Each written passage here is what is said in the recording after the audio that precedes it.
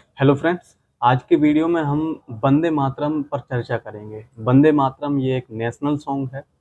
इसके historical dimension पर हम बात करेंगे और करंट में हम बात करेंगे क्यों ये अभी करंट में है।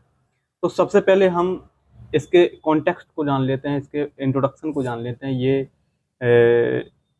ये जो लिखा गया था वो बंकिम चंद्र चट्टोपाध्याय जी के द्वारा लिखा गया था सन 1970s में। अब इसका जो हमें सोर्स मिलता है, ये अगर हम कहें सोर्स इसका कहाँ से मिलता है, तो ये 1882 में, सॉरी मैंने जो डेट बोली थी वो बंकिम चंद्र चटर्जी 1870s में ये लिखा था। और इसका जो सोर्स मिलता है वो 1882 में बंगाली नोवेल आनंद मठ के द्वारा, आनंद मठ एक नोवेल है, उसमें इसका जो कॉन्टेक्स्ट है या जो लिखा गया है ये वहाँ से हमको मिलता है। अब इसके कंपोजिशन की अगर हम बात करें तो ये संस्कृत और बंगाली लैंग्वेज का मिक्सचर है। उन दोनों लैंग्वेज से ये जो सॉन्ग था वो बना।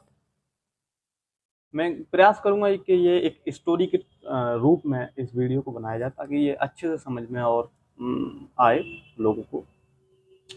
अब इसके जो वर्क क्या रहा इसका, जैसे हम वॉइस ऑफ फ्रीडम स्ट्रगल के बारे में जानते हैं तो इसका क्या महत्वपूर्ण योगदान रहा। तो सबसे पहले हम 1896 की बात करें तो 1896 में रविंद्रनाथ टैगोर सबसे पहले उन्होंने इस चीज को, इस सॉन्ग को यूज किया as a Indian National Congress session में।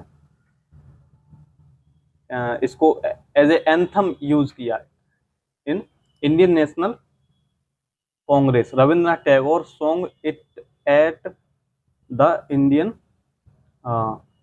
National Congress session in political debate. अब 1905 में इसका कंट्रीब्यूशन रहा, became the anthem of the Swadeshi movement. अब ये 1905 में ये स्वदेशी मूवमेंट का एंथम बना, इसको यूज किया as a anthem against the parliament of British. Parliamentary system मतलब जो ब्रिटिश का था उसके अगेंस्ट में इसको यूज किया एज ए एंथम। अब ये स्लोगन के रूप में भी देखा गया, वंदे मातरम, इसको स्लोगन के भी रूप में यूज किया वंदे मातरम।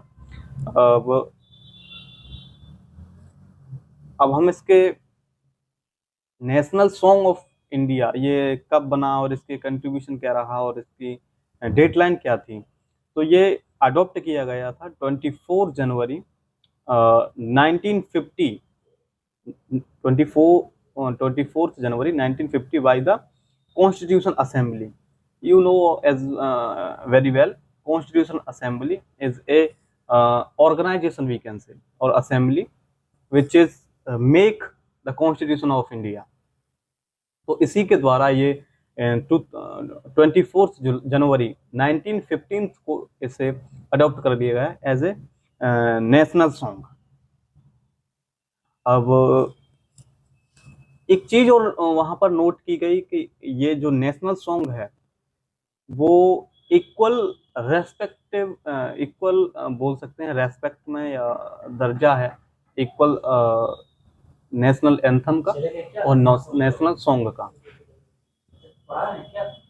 जी सर, सॉरी सर, थोड़ा सा पॉज करना पड़ेगा। हाँ।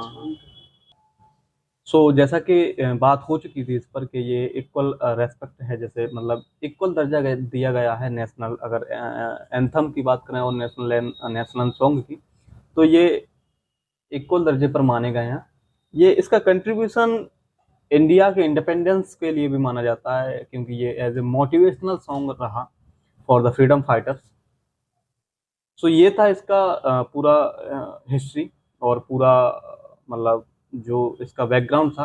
अब इसके करंट पर बात कर लेते हैं। तो करंट इसका ये है, जैसा कि बांग्लादेश के बीजेपी के नए सीएम बने हैं तो वहां पर उन्होंने इसको कंप्लीटली और वो कह सकते हैं बोला है कि सभी स्कूल्स और सभी ऑर्गेनाइजेशन और जहां पर असेंबली का वर्क होता है वहां पर नेशनल जो सॉन्ग होगा वो गाया जाएगा।